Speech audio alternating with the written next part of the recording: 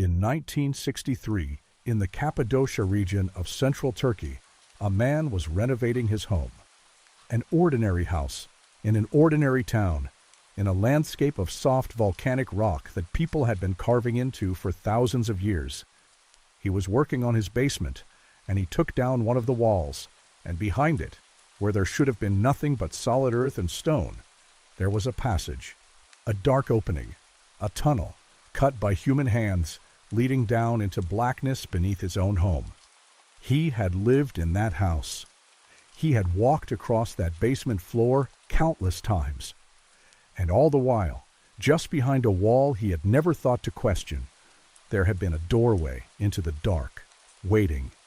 Imagine the moment, the wall coming down, the dust settling, and instead of more rock, a cold breath of air from an opening that should not be there. A passage falling away into a blackness his lamp could not reach the end of. He followed it, or others did, and what that broken wall revealed was not a cellar, not a cave, not a smuggler's hideaway. It was a city, an entire city, carved down into the earth, level upon level upon level, descending far below the surface, a place built to hold not dozens or hundreds of people, but by the common estimate, more than 20,000. And nobody living in the town above had known it was there. The city is called Derinkuyu, and it is one of the most staggering things human beings have ever built, and one of the most haunting, because it raises questions that go far beyond how it was made. Tonight we are going to go down into it, down through the levels, past the stables and the churches and the wells and the wine cellars, past the enormous stone doors that could seal the whole place from within. And we are going to ask the questions that Derinkuyu has never fully answered. Who dug it? Why would thousands of people choose to live beneath the ground? What were they hiding from that was so terrible that they carved out an entire world in the dark to escape it? And who was the last person to climb up out of it and pull the door shut and leave it to be forgotten for centuries beneath the feet of the living? Let us start with what the broken wall revealed, because the scale of it is difficult to hold in the mind. Derinkuyu is not a cave that people adapted. It is not a natural formation that someone moved into. It is a deliberate, engineered excavation, cut entirely by hand out of the soft volcanic stone of Cappadocia. A stone that is workable when freshly exposed, but hardens on contact with air, which is precisely what made this landscape a place where people could carve homes and halls and whole settlements into the rock. And at Derinkuyu, they carved downward. Not one level, not two. The city descends through many levels, commonly counted as 18, reaching depths of something like 60 meters below the surface. 60 meters. That is the height of a large building, driven straight down into the earth, hollowed out into a honeycomb of rooms and passages and shafts. And this was not a bare shelter. It was a functioning city, designed for people to actually live in for extended periods. There were kitchens, with hearths and ventilation to carry the smoke away. There were stables for animals, deep underground. There were churches carved into the rock where people could worship. There were schools.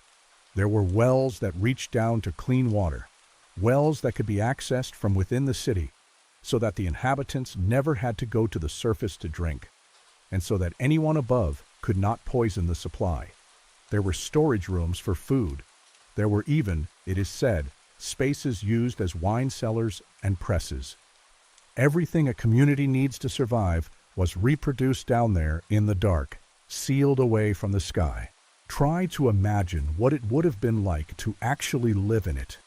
Picture a family gathering what they could carry, herding their animals down through the narrow shafts, descending level by level into a darkness lit only by oil lamps and the small flames of cooking fires. Picture the sound of it. Thousands of people and their livestock, packed into carved stone rooms far below the ground, their voices and their footsteps and the lowing of animals echoing through the tunnels. Picture the smell of the lamps the smoke drawn away through shafts cut with such care that the air stayed breathable, even with a city's worth of fires burning underground. Picture children born down there during a long siege who knew the sun only as a rumor from the world above. For days, for weeks, perhaps longer, entire communities lived their whole existence in that lamplit dark, cooking, praying, teaching, sleeping, waiting, while somewhere above them enemies walked through their empty homes and found nothing. That is what Derinkuyu was for, not a panic room to duck into for an hour. A world, a complete, self-sufficient, breathing world, meant to sustain thousands of lives for as long as the danger lasted. And running through all of it was a genius of engineering that tells you, more than anything else, what this place was for. Ventilation shafts, dozens upon dozens of them, driven down through all the levels, bringing fresh air even to the deepest rooms, so that thousands of people and their animals could breathe far below the ground. The airflow through Derinkuyu is so well designed that it functions even now. Whoever built this understood, at a deep and practical level, exactly what it takes to keep a large population alive underground for a long time. This was not panic digging. This was planned, and it was accomplished. Remember? Without any of the tools we would consider essential. No machines, no power, no modern surveying, nothing but hand tools, muscle, oil lamps, and an intimate knowledge of the rock. Carving downward through 60 meters of stone and getting the ventilation, the water, and the structure right well enough that the place still stands and still breathes thousands of years later. But the single most telling feature of Derinkuyu, the detail that reveals the fear at the heart of it, is the doors. Throughout the city, at key points along the narrow passages that connect one area to another, there are great circular stone doors, enormous discs of rock, like millstones, some of them weighing more than 500 kilograms, half a ton of stone or more.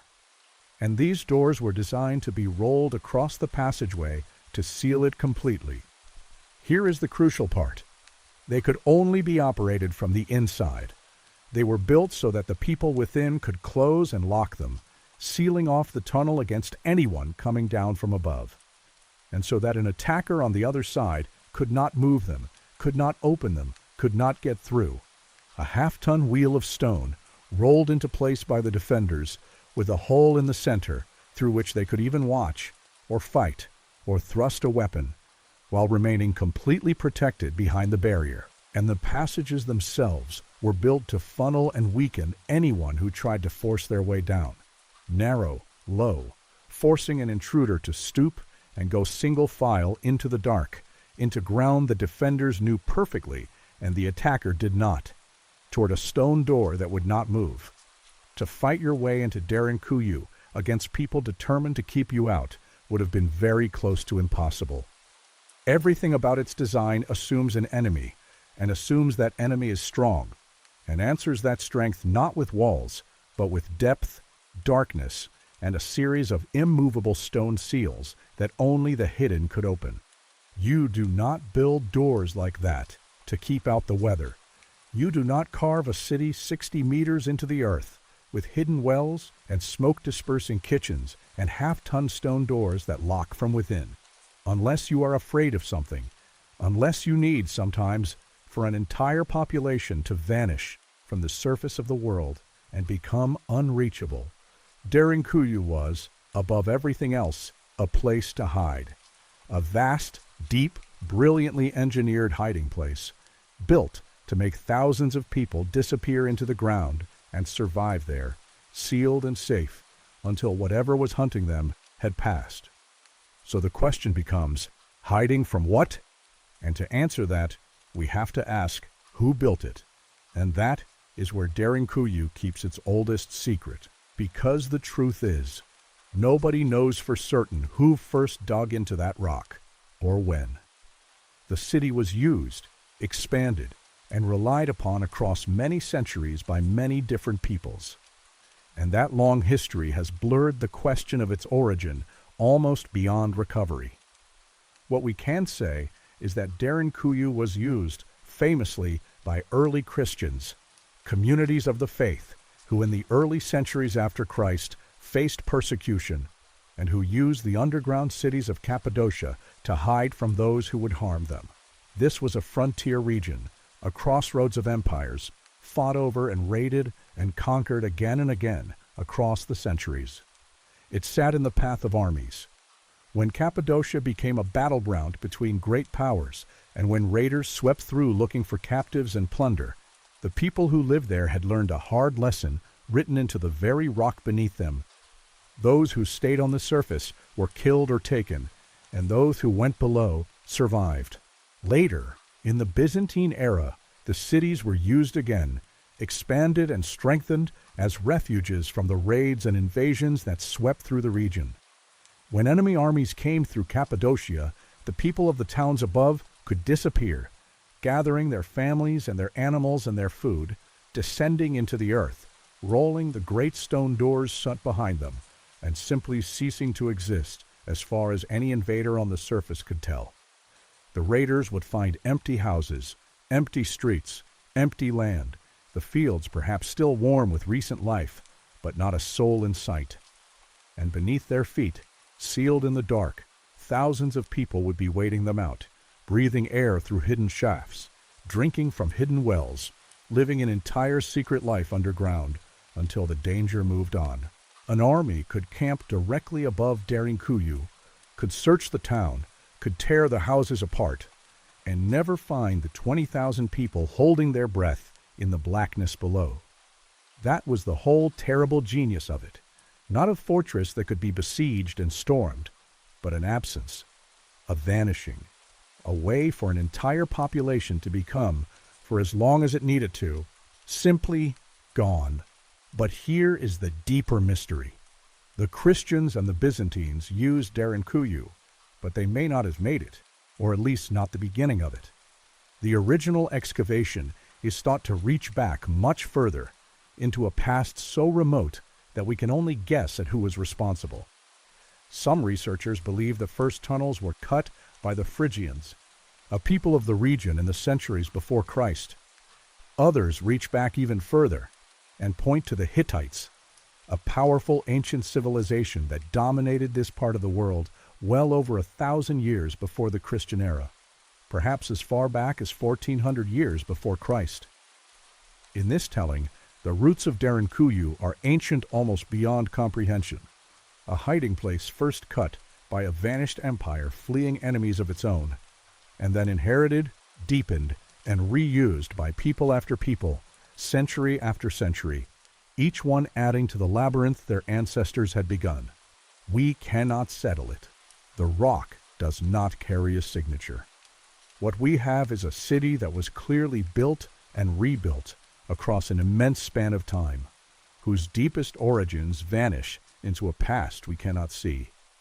And that uncertainty only deepens the strangeness of the place. It means that when you stand in the lowest levels of Derinkuyu, you may be standing in tunnels first cut by hands that reached out of the dark more than 3,000 years ago, for reasons that died with them. And whoever they were, and whenever they began, they were driven by the same thing that runs through the entire history of this place: fear, the need to hide. Something again and again, across thousands of years, made the people of this region feel that safety lay not in walls or in armies, but in the earth itself, in going down and sealing the way behind them. Persecution, invasion, slaughter. Whatever came, the answer was always the same: disappear into the ground and wait. Now, let us come to the strangest part of all, the part that gives this story its true weight, the abandonment.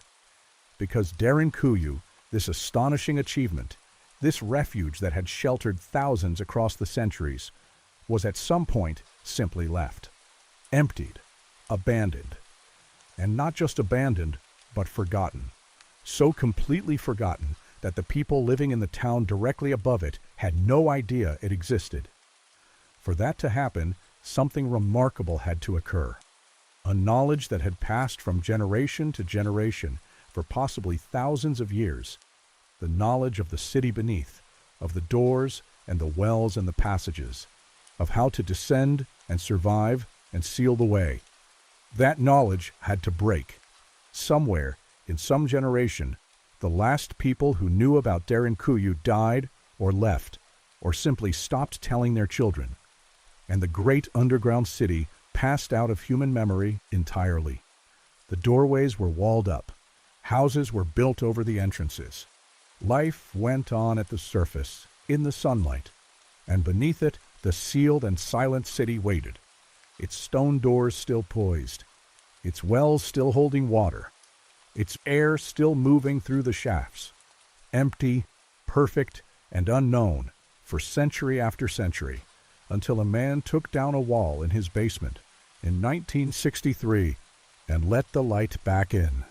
Think about that last part carefully, because it contains a genuine mystery that no amount of research has fully answered. Who was the last person out? There must have been one. A final generation that used Derinkuyu, and then for some reason decided they would not need it again, or fled and never returned, and climbed up into the daylight for the last time. Did they know it was the last time?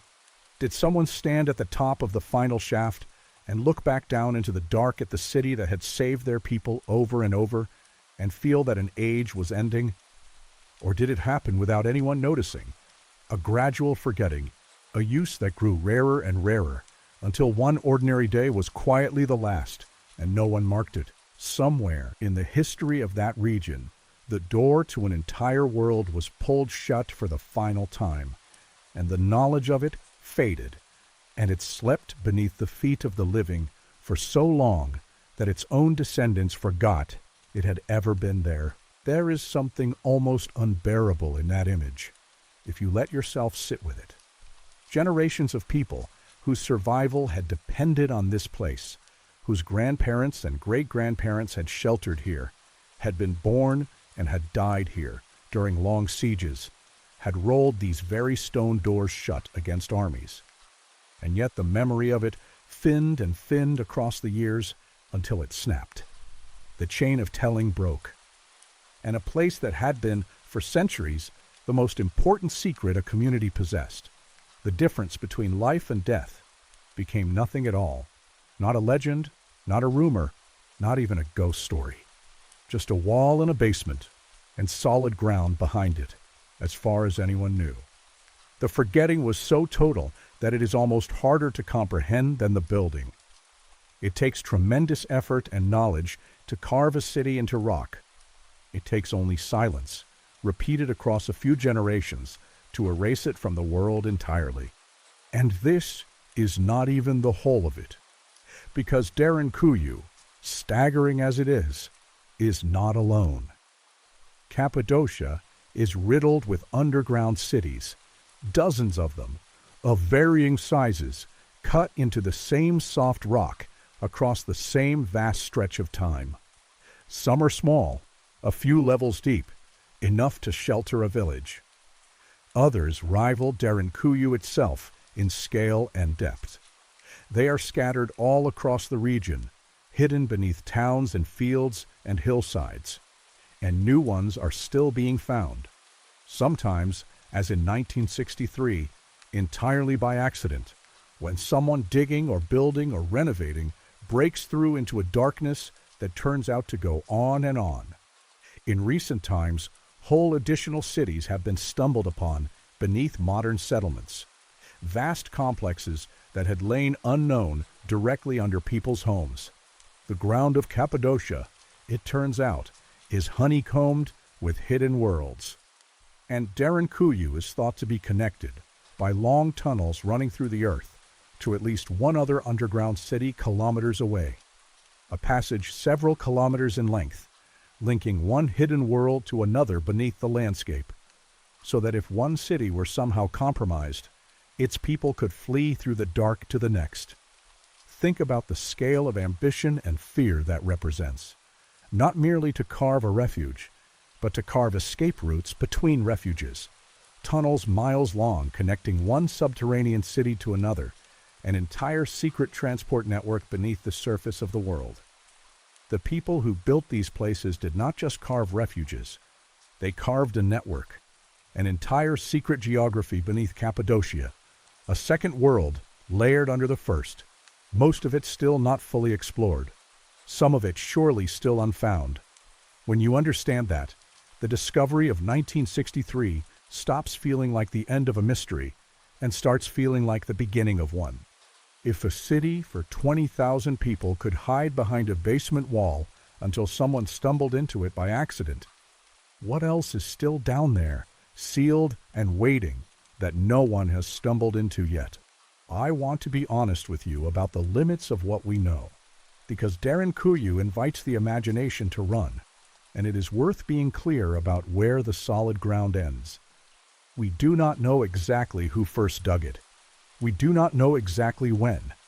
The estimate of 20,000 inhabitants is just that, an estimate, a sense of the scale, not a census. And the deepest origins, the Hittite connection, the true age of the first tunnels, remain debated and uncertain. What is not uncertain is the city itself, real, measurable, standing, walkable to this day. The 18 levels are real. The half-ton doors that lock from within are real. The wells and the ventilation and the churches and the stables are real. The connection to other underground cities is real, and the fact that it was lost so completely that it vanished from the memory of the people living on top of it, that is real too, and it may be the most haunting fact of all, because it tells us something uncomfortable about how thin the thread of memory really is. Here was one of the greatest engineering achievements of the ancient world, a place that had saved thousands of lives over thousands of years, a labyrinth of astonishing skill and scale, and it slipped out of human knowledge so completely that it took a crumbling basement wall and pure chance to bring it back. If that could be forgotten, what else has been? How many other doors are there, behind how many other walls, leading down into how many other worlds that no one alive remembers? Derinkuyu is open now. People walk through its upper levels, marveling at the stone doors and the deep shafts and the silent carved rooms.